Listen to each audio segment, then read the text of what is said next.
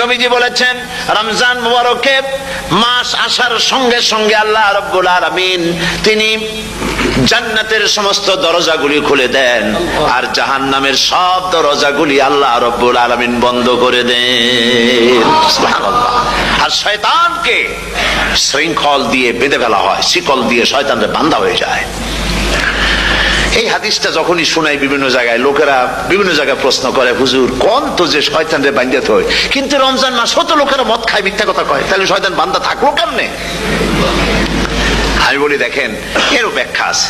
এর ব্যাখ্যা হলো এই, কোন কোন ঘড়ি আছে একবার চাবি দিলে 6 মাস চলে, আর একবার চাবি দিলে 2 বছর চলে, আবার চাবি দিলে লাইফ চলে যায়, এরকমের ঘড়িও আছে।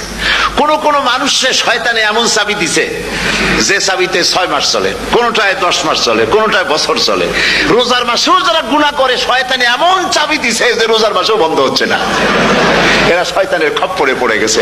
আল্লাহ এই চাবি থেকে মুসলমানদেরকে হেফাজত করুন বলি আমিন। জোরে বলেন আমিন।